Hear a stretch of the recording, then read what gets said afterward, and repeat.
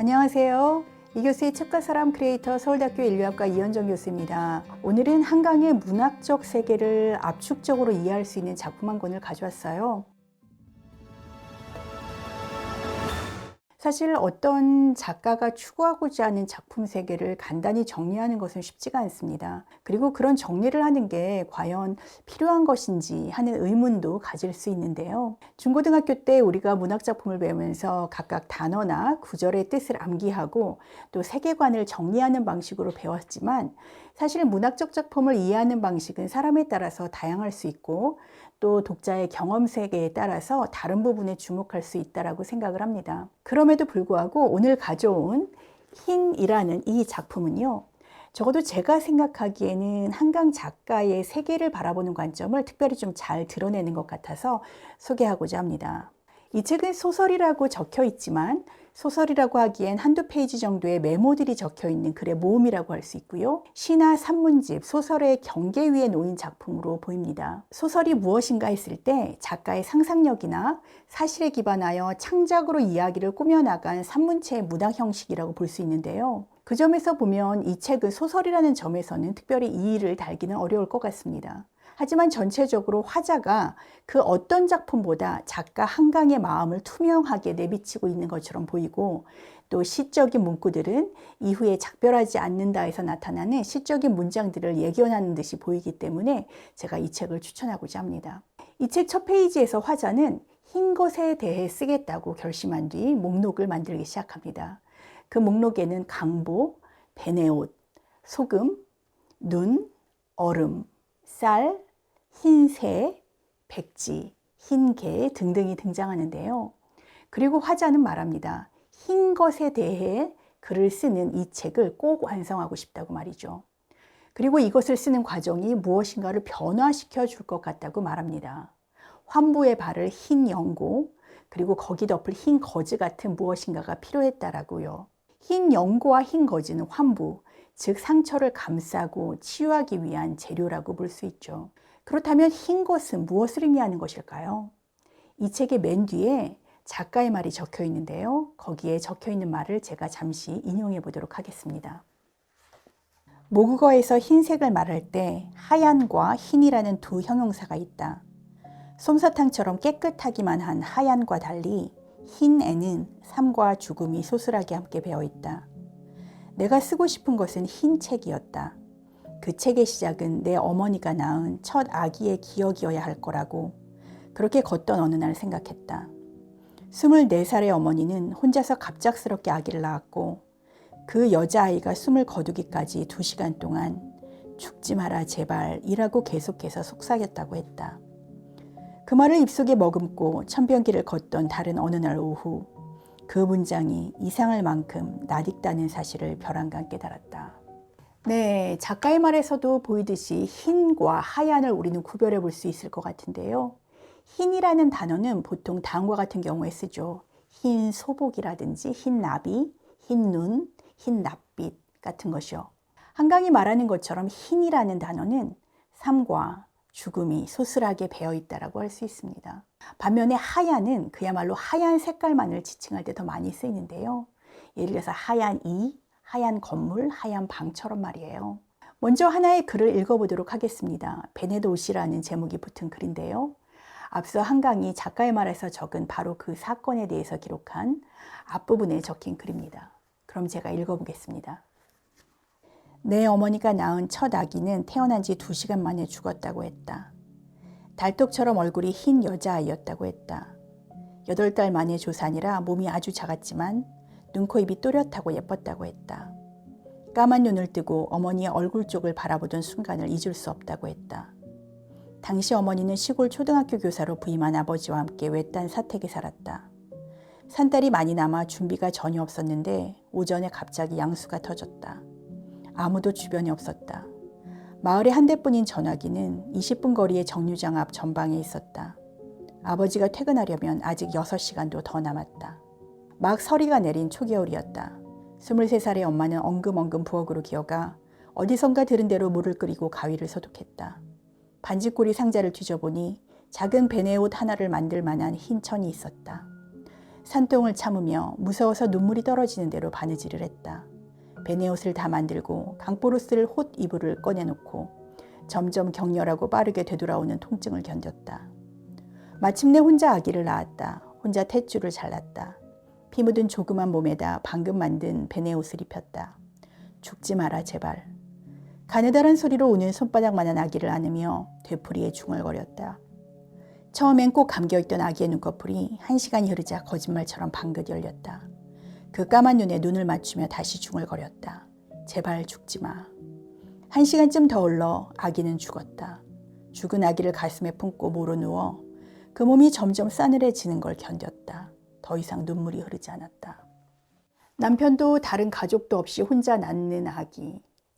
그 아기는 산딸을 채우지 못하고 태어납니다. 아주 작은 핏덩어리.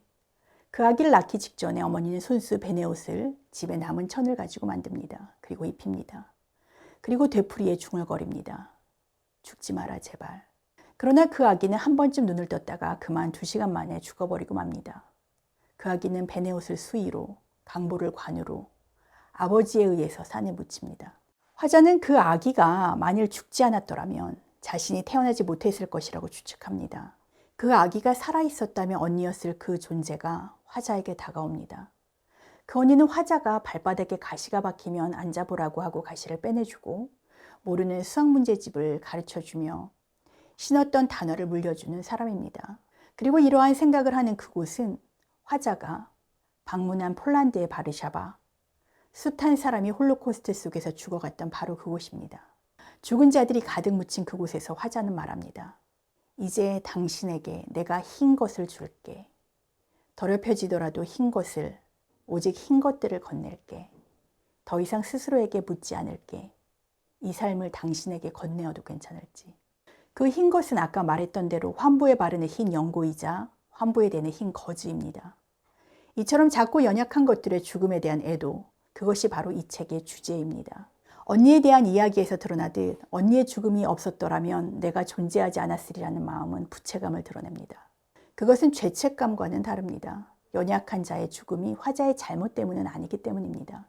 그러나 부채감, 그 사람 대신에 내가 살아있다는 것은 그의 죽음으로 인해 내가 고통을 면제받고 있다는, 그러면서 나는 그의 죽음에 어떤 면에서든 관여하고 있는 것입니다. 마치 소설 채식주의자에서 집에서 키우던 개가 주인공 영해를 물자 아버지가 그 개를 오토바이에 태우고 동네를 셀 수 없이 돌고 개가 거품을 물고 쓰러질 정도로 괴롭힌 후 그 개를 삶아 먹었을 때 영해도 그 개를 먹었던 것처럼 그 어리고 약한 것의 죽음에 나도 관여하고 있다는 부채감을 드러냅니다. 작고 연약한 것들의 죽음에 대한 애도라는 이 책의 주제는 흰 개라는 작품에서도 나타납니다. 제가 개를 좋아해서인지 이 부분이 특별히 눈에 들어왔는데요. 한번 읽어보도록 하겠습니다. 첫 직장을 그만두고 본가에 내려간 25살의 여름, 그녀는 이웃집 마당에서 흰 개를 보았다. 그전까지 그 마당에는 사나운 도사견이 살았다. 목을 묶은 줄이 풀리거나 끊어지기만 하면 단박에 달려들어 닥치는 대로 사람을 물어뜯을 것처럼 녀석은 목줄이 한껏 팽팽해지도록 앞으로 달려나와 지저대곤 했다. 그 살기에 질려 묶인 개라는 것을 알면서도 그녀는 최대한 멀찍이 떨어져 그 대문 앞을 지나곤 했었다. 이제 그 도사견 대신 묶여있는 것은 진돗개의 피가 약간 섞인 듯한 잡종이었다. 흰 털에는 윤기가 없고 몸 군데군데 동전만하게 털이 빠진 자리에 연 분홍색 속살이 드러나 있었다. 그 개는 짖지도 으르렁거리지도 않았다. 그녀와 처음 눈이 마주친 순간 소스라치며 자신의 목을 묶은 쇠사슬을 시멘트 바닥에 차르르 끌며 뒤로 물러섰다. 뇌학볕이 뜨거운 8월이었다. 무더위 때문인지 마을길엔 인적이 없었다. 개가 계속해서 소스라치며 뒤로 물러설 때마다 쇠사슬 소리가 정적을 깼다. 2개의 검은 눈이 소리 없이 그녀를 올려다보고 있었다. 그녀가 움직일 때마다 더 소스라치며 낮은 몸을 더 낮추고 뒤로 물러서며 차르르 사슬 소리를 냈다.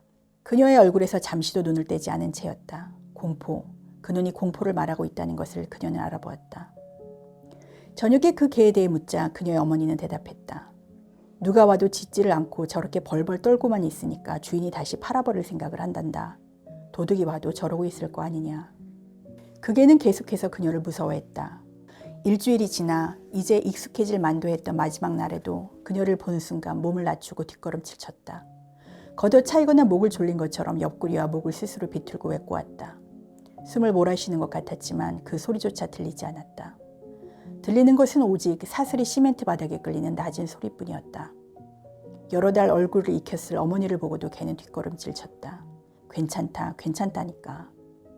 낮은 소리로 달래며 어머니는 무연히 그녀를 앞질러 걸어갔다. 끌끌 혀를 차며 중얼거렸다. 모진 일을 오래 당했던가 보다. 개는 개인데 짖지 않는 개는 그 수수께끼의 싱거운 답은 안개다. 그래서 그녀에게 그 개의 이름은 안개가 되었다. 하얗고 커다란 짖지 않는 개. 먼 기억 속 어렴풋한 백구를 닮은 개. 그의 겨울 그녀가 다시 본가에 내려갔을 때 안개는 없었다. 자그마한 갈색 불독이 예의 세 줄에 묶인 채 그녀를 향해 야무지게 으르렁거렸다. 그 개는 어떻게 됐어요? 어머니가 고개를 흔들었다. 주인이 팔고 싶어도 차마 못 팔고 여름을 났는데 설이 내리고 갑자기 추워졌을 적에 죽었단다.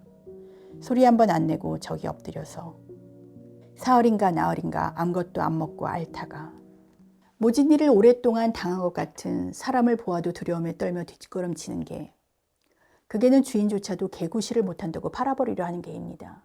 개는 도둑이 왔을 때 짖고 주인에게 경고를 할 줄 알아야 하는데 이 개는 그러지 못하기 때문이죠. 나중에 다시 본가에 내려갔을 때 그 개는 없습니다.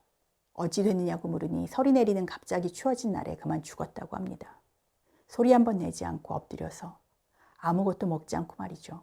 흰개에 대한 화자의 기억을 그려낸 부분. 개는 인간에 의해 가축화된 어찌 보면 구속된 동물입니다. 인간 세계에 살도록 만들어진 약한 동물이죠. 그런데 그 개는 인간 세계에 적응하지 못합니다. 어머니는 오래도록 모진 일을 당하지 않았을까 추측합니다. 공포. 그 개의 눈에는 공포가 어려 있습니다. 그리고 구실을 못한다는 이유로 주인으로부터 버려질 위험에 처하지만 결국 죽고 맙니다. 그러한 죽음을 우리는 어떻게 초를 밝혀 애도할 수 있을까요? 노벨문학상 수상자로 한각을 지명한 할리먼의 시상평에는 이 작품 흰에 대한 이야기가 상당히 들어가 있다는 게 의미심장합니다. 한번 그 시상평에서 흰에 대한 언급을 한 부분을 읽어보도록 할게요. 흰에서는 한강의 시적인 문체가 다시 한번 지배적으로 등장한다. 이 작품은 서술자의 언니가 될 수 있었지만 태어난 지 불과 2시간 만에 세상을 떠난 사람에게 바치는 애가이다. 흰 사물에 관한 일련의 짧은 메모들인 이 작품은 슬픔의 색을 통해 작품 전체가 연결되는 구성이다. 이로 인해 이 작품은 소설이라기보다는 일종의 세속적 기도서에 가깝다. 서술자는 상상의 언니가 살 수 있었다면 그녀 자신은 태어나지 못했을 것이라고 추론한다. 또한 이 책은 죽은 자에게 말을 걸면서 마지막 말을 한다. 그 흰, 모든 흰 것들 속에서 당신이 마지막으로 내쉰 숨을 들이마시겠다. 네, 할리먼 평의 마지막 문장은 흰의 맨 마지막 문장을 인용한 것이고요. 이 책의 끝에서 두 번째 글을 읽으면서 마무리를 할까 합니다. 제목은 작별이라고 적혀 있는데요. 그럼 읽어보도록 하겠습니다. 죽지 마, 죽지 마라 제발. 말을 모르던 당신이 검은 눈을 뜨고 들은 말을 내가 입술을 열어 중얼거린다. 백지에 힘껏 눌러 쓴다. 그것만이 최선의 작별의 말이라고 믿는다. 죽지 말아요. 살아가요. 어떠신가요? 저는 만일 누군가 한강의 마음을 들여다보고 싶다면 이 책이야말로 가장 잘 드러낸 것이 아닌가 하는 생각을 해보았습니다. 기회가 되시면 한번 읽어보시길 바라겠고요. 눈송이처럼 너무나도 여리고 섬세한, 그렇지만 그것이 함께 모여 눈보라가 될 때 그 무엇보다 차갑고 강한 힘이 될 수도 있다는 생각을 해봅니다. 오늘 여기까지 하겠고요. 오늘 영상이 좋으셨다면 좋아요, 구독, 알림 설정 부탁드리겠습니다. 저는 다음 시간에 다시 만나 뵙도록 하겠습니다. 감사합니다.